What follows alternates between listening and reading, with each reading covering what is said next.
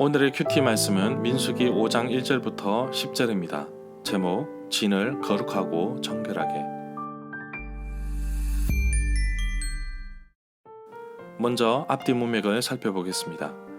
이스라엘 백성들의 인구 조사와 더불어 레위 지파의 자손들의 인구도 조사하였습니다. 성막에서 봉사할 30세부터 50세까지 남자를 따로 계수하였는데 그 수가 8,580명이었습니다. 여호와께서 모세를 통하여 인구 조사와 진을 배치하는 것까지 하였습니다.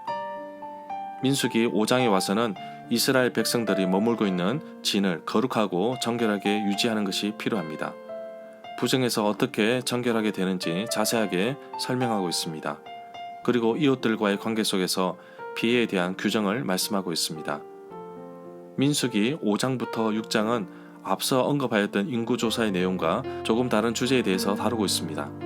인구수만큼이나 중요한 것이 바로 하나님 앞에서 거룩한 삶을 살아가는 것입니다.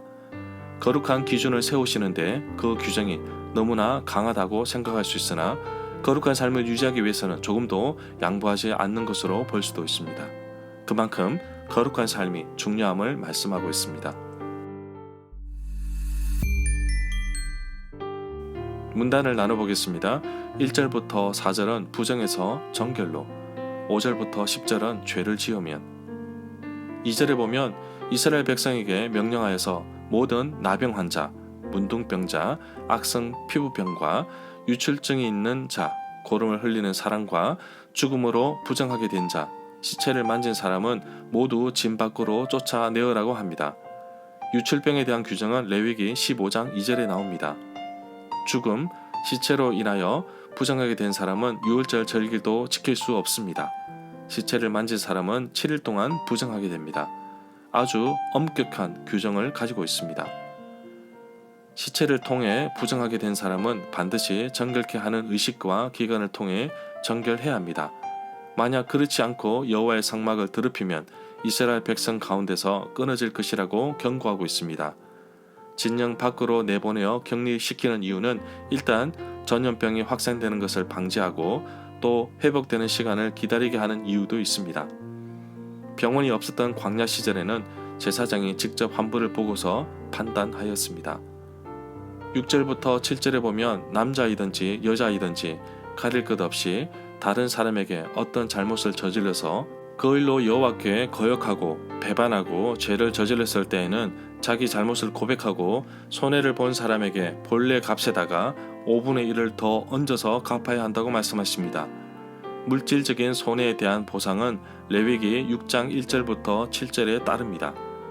레위기 5장 5절에 말이든지 맹세이든지 잘못을 깨달았을 때는 잘못하였다고 자복하라고 경고하고 있습니다. 8절에 보면 만약 피해를 본 사람에게 보상을 받을 만한 근친, 가까운 친척이 없으면 그 죄값을 여호와께 드려 제사장에게로 돌릴 것이니 그 배상액은 죄를 속량하려고 바치는 속죄양, 속죄의 순양과 함께 여호와께 돌아가 제사장 몫이 될 것입니다. 물질적인 손해 부분에서 새롭게 8절의 내용이 들어가 있습니다.